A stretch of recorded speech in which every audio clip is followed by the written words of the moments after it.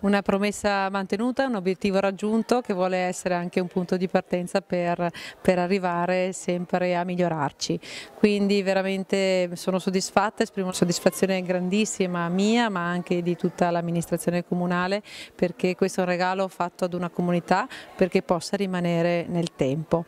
Questa idea è nata non meno, anzi un anno fa, il 19 settembre del 2016, e di conseguenza questa idea si è tradotta poi in concreto, perché appunto è stata progettata, è stata realizzata, è stata finanziata, è stata appunto oggi inaugurata in tutto meno di un anno, quindi la soddisfazione è veramente grandiosa. Non è solo un'opera, non è soltanto un investimento su muri, è un'opera di tipo proprio di intervento civile importante, è un'opera educativa perché questo è un investimento sul futuro.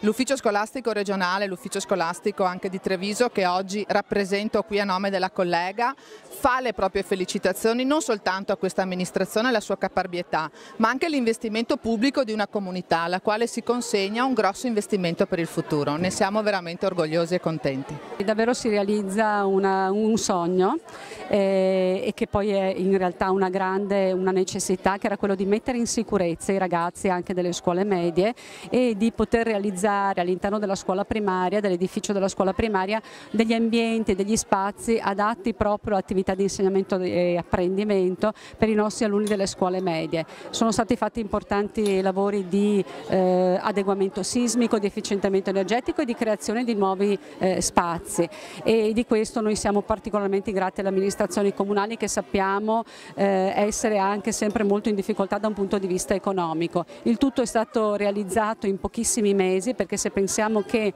l'idea progettuale è partita proprio a settembre del 2016 e siamo a settembre 2017, i ragazzi già sono accolti nella nuova sede e questo ci consente a loro di lavorare in un ambiente protetto, tranquillo, adatto, e anche a noi insomma di avere veramente un valore aggiunto nel nostro istituto comprensivo. Al termine dei lavori di adeguamento sismico il sindaco ha voluto che questo edificio non solo fosse adeguato ma diventasse edificio strategico. Cosa vuol dire in parole povere? Che questo edificio diventerà uno degli edifici più sicuri di tutto il territorio comunale e quindi sarà disponibile, speriamo mai, anche in caso di calamità naturale per il ricovero di eventuali cittadini che dovessero aver avuto dei danni agli edifici. Questo tradotto vuol dire che i ragazzi qui saranno più sicuri che in qualsiasi altro edificio del comune di Miane. La Regione Veneto finanzia questo tipo di interventi perché sono interventi fondamentali sia per quanto riguarda gli aspetti della sismica sia per quanto riguarda gli aspetti di efficientamento energetico e sicurezza di altro tipo, penso alla prevenzione incendi.